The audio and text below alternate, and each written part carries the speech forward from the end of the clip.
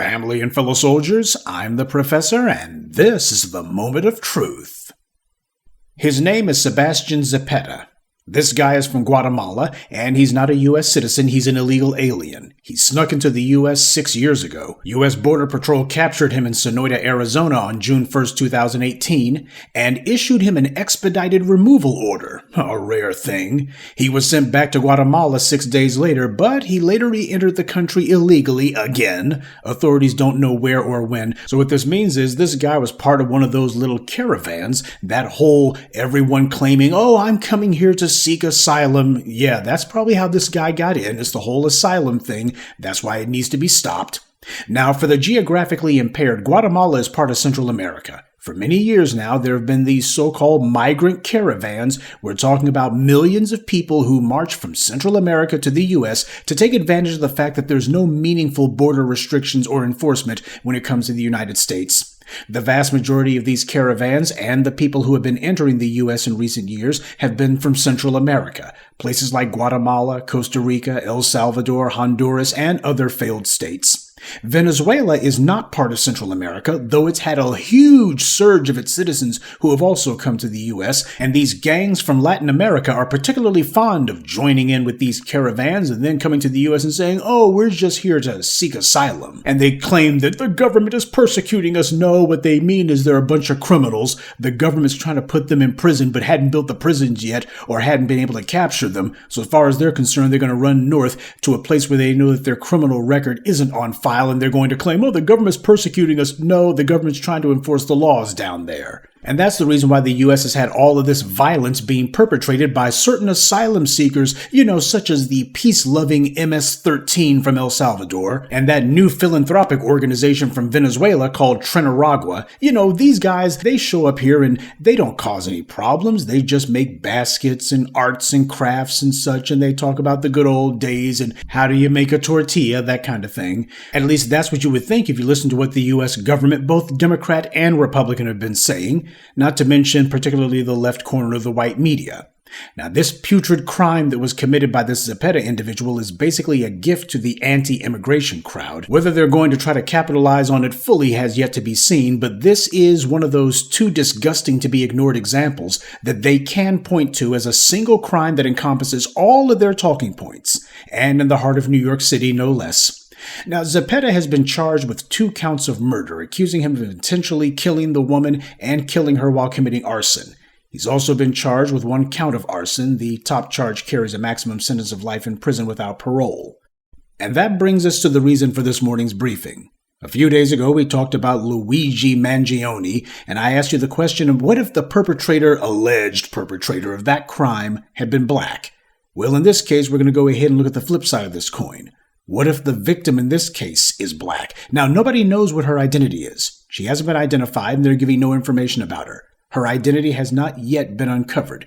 But we know that black people are disproportionately targeted for impoverishment in this country and denied housing more than anyone else. So mathematically, the odds are that his victim was a black woman. Looking at how the New York Thug Patrol just stood right there, watching her burning to death, as usual, doing nothing. They only seem able to act if they find a black person who's unarmed, then they're going to do something. That's a strong indicator that this is probably a black woman there, but admittedly I can't say for sure because her identity hasn't been established, and I can't find any images of her online prior to her murder or anyone who has said what race she's appeared to be. But that's definitely something that needs to be kept in mind. Now, I expect that this incident will be tucked away by the white right and the rest of the reactionary white supremacists, but will be liberally, pun intended, used when it's time to push defending their immigration policies. When they start talking about mass migration and the threat to the country and national security, etc., they're going to be pointed to this one because people are going to look at it and say this is a particularly heinous example of everything that they're talking about. And how do black people figure into all this?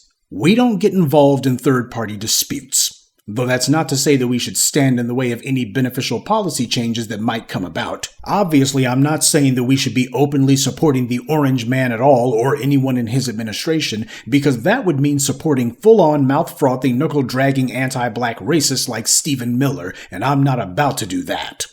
What I will say is that there's going to be a whole lot of folks who are going to be trying to find a way to get black people to get out in front and say, oh, we can't be doing any mass deportations. Whenever it comes time to talk about immigration, there's always a few Negroes, many of them tethers, many of them who are first-generation Americans who came from the Caribbean or Africa, who will be doing the most to jump up on the Statue of Liberty or to hang from the side of a skyscraper while they're waving the flag for everybody except for black Americans. To say nothing of advocacy for the Sebastian Zapetas that's going to come from people in the U.S. government. Of course, I'm talking about the congressional black talkers.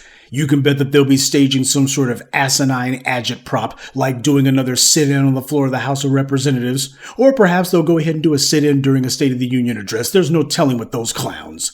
But there's going to be some Negroes who the white media will be only too glad to put a camera in front of, and they'll be claiming, we're speaking for black people, this has to do with the civil rights movement, why these caravans, this is the new freedom riders. We've already seen those talking points used by people who are coming from countries that practice open, blatant, violent, anti-black racism, and who try to cloak themselves in our virtuous struggle and our virtuous history, so they can protect people whose very first act upon getting here was to break America's laws so that they could bring the anti-black racism of Latin America up here. And you're going to be having individuals who will actually be saying, this is the best thing that can happen to black people. Why? This is actually part and parcel with the struggle of black Americans. Yeah, we need to bring more racists to the United States, because that's what the civil rights movement was about. So when it comes to where we should stand on this issue, no, we're not going to be taking the orange man's side.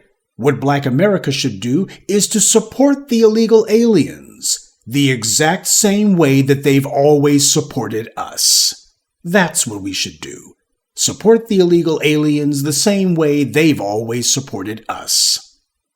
So, we're going to have some people who are going to be getting out here telling us that we need to wave the flag for everybody else. No. We're going to do what we've always done. Everyone needs to just keep on sticking to waving their own individual flags, okay? People keep talking about how proud they are of their home country that they fled from and how it's so exceptional, even though most of them haven't been there in forever and would never go back. Fine. Then keep that same energy. And since you also decide that black people are no good in whatever home country that you came from, don't go looking for black support now. You got this. And besides, a lot of these folk here, as far as they're concerned, if they just go ahead and attack black people long enough, they think to themselves that Hispanics will be reclassified as honorary whites all over again. That's what they think the end game is going to be. And that's why it's foolish for black people to decide that they're going to be waving the flag for anybody in this case. There's no good guys, at least there's nobody who's pro-black that we can actually get behind here. And that being the case, we can stand for a policy without standing with the orange man. And for the slow people who don't listen so well, I didn't say that Trump has black people's best interests at heart. He doesn't. But he's got a whole lot of folks that he wants to go ahead and point his stubby little orange fingers at and wag his finger at them. And that being the case, as long as he's not doing it against black people, well, as far as I'm concerned, we don't jump into other people's fights. And there's also the other part of why I decided to make this today's morning briefing. A few days ago, right after this crime broke in the news in New York, I was among the first to ask if this was the Daniel Penny effect. It was important that somebody actually broached that subject. It is crucial that when people are heinously killed in the subways, we have to ask if this is one of Daniel Penny's copycats, because these crimes don't just sprout up out of nowhere. They get inspired by what they see the white media pushing, and when the mayor of New York City and the governor of New York State both decide that their first statements after Daniel Penny strangled Jordan Neely to death was going to be, safety on the subways is what matters, they mean to encourage violence, especially against people who are black. The white media tried to go ahead and say, well, this was a homeless issue when it came to Jordan Neely. It was about homelessness. Okay, in that case, then we're going to go ahead and maintain that narrative. But now we see the white media trying to slither away from it in this case. Yeah, the entire point was they were going to try to de-racialize the killing of Jordan Neely. And what they did was they fashioned a rhetorical rod for their own backs. The white right saw what it was that this Zapeta character did, and they also saw how people drew a direct, immediate connection to Daniel Penny. And now the white right media is desperately trying to ignore this. At least they tried, but it hasn't worked. And we know it hasn't worked because Fox News has been forced to try to push one of their weasel word counter narratives. This is the white right trying to do one of their rhetorical Uno reverses. By that, what I mean is they see how time and time again they get called out on their racism, and then they see the words and phrases that are used to criticize them, and they immediately start trying to flood the zone with people who are saying that it means something other than what it plainly means. Fox News has seen how people have been calling this latest crime in New York the Daniel Penny effect because everybody made the immediate connection between that thug and this latest atrocity, and the white media's attempts to try to make it about homelessness and not race, well, now that's exactly the connection that's been made. So naturally, people are being reminded of Daniel Penny, and as a result, the white right are now trying to redefine what Daniel Penny effect means. And they're saying that it means the bystanders didn't do anything because they didn't want to be prosecuted like Daniel Penny. I'm not making that up. That's what they're trying to do. That's how they're trying to redefine the Daniel Penny effect. This happening as bystanders stood by and did absolutely nothing, adding to the outrage felt across the city. Some officers did jump in, we should say. Guardian Angels founder Curtis Sliwa, who's a mayoral candidate, Republican nominee, last cycle lost to Eric Adams, says there's no doubt that people don't want to get involved. It's the Danny Penny factor. It's frozen people. They're saying to themselves, I don't want to get jammed up like Penny. People should have been running over to the woman on fire. They did nothing. They said nothing. In fact, some just taped it. I mean, the other thing is with cops, qualified immunity, it's a different conversation. But they don't want to get involved too much because they don't want to get sued and lose everything. Right. I know what you're thinking. What is Curtis Sliwa, that demented, decrepit fossil from the 1980s? What the hell's that old pathetic has-been prattling on about? Hell, he doesn't even know at this point. But as far as someone scared of winding up like Daniel Penny was praised by the mayor of New York and the governor, and he had a white jury that engaged in blatant, open jury nullification for him. They aided and abetted his crime. Daniel Penny was let go by the NYPD as soon as he committed his crime. They let him go home, and the white media covered up his identity, protected it, concealed it. They all got on code to protect this criminal. The only reason that he was actually charged was because of huge public outcry. It was the public that mobilized to make sure that this criminal was charged. The DA didn't want to do it. They were all trying to sweep this one under the rug, hoping that it would fade away from the headlines and die a natural death, but the public refused to let that happen.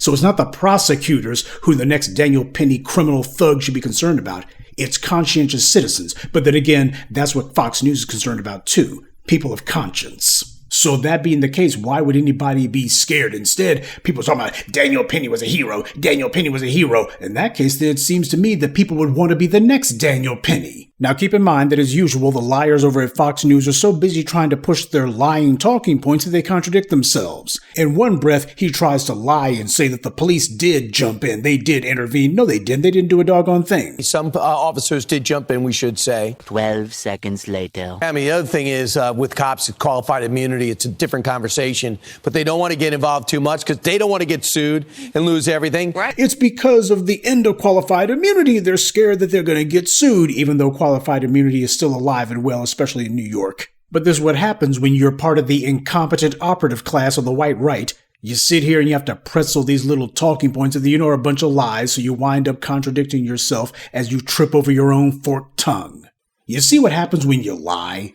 They try to pretzel these convoluted, asinine, incomprehensible plays on words. This is what comes out of these white right think tanks like the Manhattan Institute and such. This is what happens with clowns like Christopher Rufo and others, where the crime isn't about the perpetrator or even the victim, but now it's about some third party who wasn't even involved.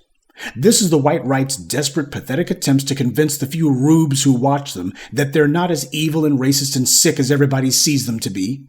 This is exactly what Fox News did when the Black Lives Matter protests started, remember? Fox News began flooding the zone trying to push a talking point, a counter-narrative that Black Lives Matters means that only Black lives matter. But of course, nobody was dumb enough to fall for that. So they had to drop it, and then they went on their jihad about what woke means. But as we saw with Bethany Mandel, who apparently was able to write an entire chapter of a book about the evils of being woke, and yet when she was asked, can you tell us what woke means, she sputtered, fumbled, and eventually had to admit, I don't really know.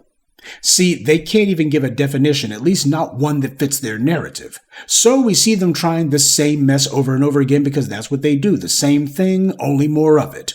Though they also spared a few lies to stick up for the thugs in blue who didn't do anything to help this woman. Cowards of the NYPD, who the same white right media is always telling us they're so brave, these guys are so courageous, these guys are running into danger while everyone else is running away. Well, what you saw was these guys were standing there peeing their pants and going, I'm not going to do anything. Yeah, just like the police did in Uvalde.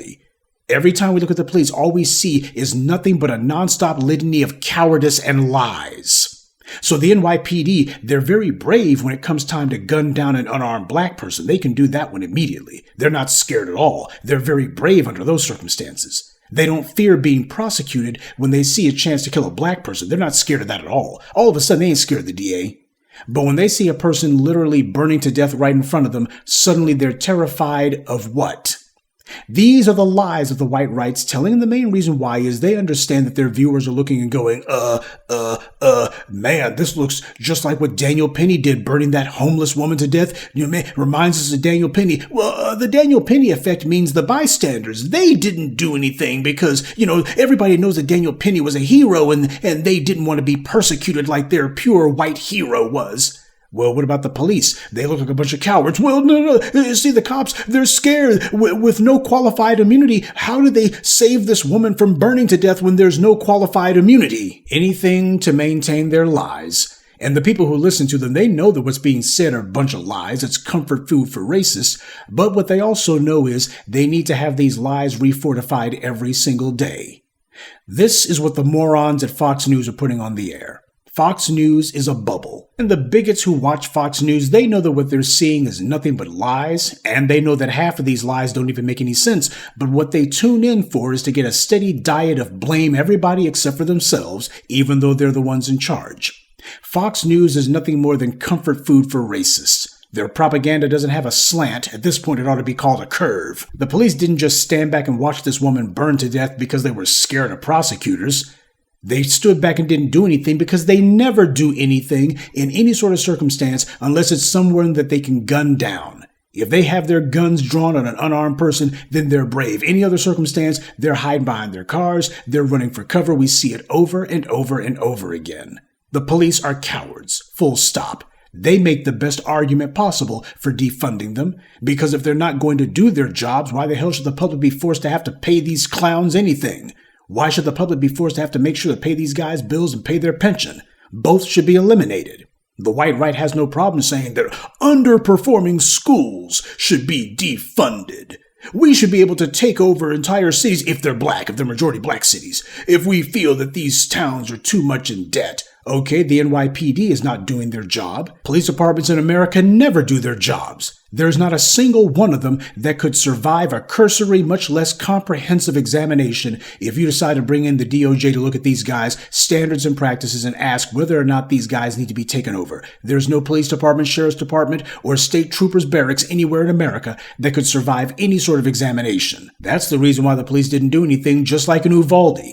Are we supposed to believe that Fox News is going to have to tell us, well, the police in Uvalde, they didn't do anything about that gunman killing those kids in that classroom because, well, they were scared that they would be prosecuted. I mean, the end of qualified immunity, yeah, they only drag out the lies when it suits them, and the people who watch them know it. Well, this is Fox News we're talking about here. Nobody expects those clowns to say anything intelligent. But you better be aware of what's going on here. Keep an eye on how this one develops. Let's find out when the identity of this victim who was burned to death happens to be established. And let's also make sure that the white right doesn't try to slither in there and give Daniel Penny a pass. When it comes to the black grassroots, we stand for justice, not spin. So that being the case, everyone who's a criminal needs to be held accountable, whether they came from south of the border or they were some homegrown trash right here in the U.S. Everyone has to be held accountable. Good day, and be one. I'd like to take a moment to mention some of our contributors. Kencom Services, General Locks, Valisa Hollis, Chris Pruitt, and Hicks. Salute to them and thank you to everyone for listening, liking, and sharing this message. Black empowerment only exists because of you.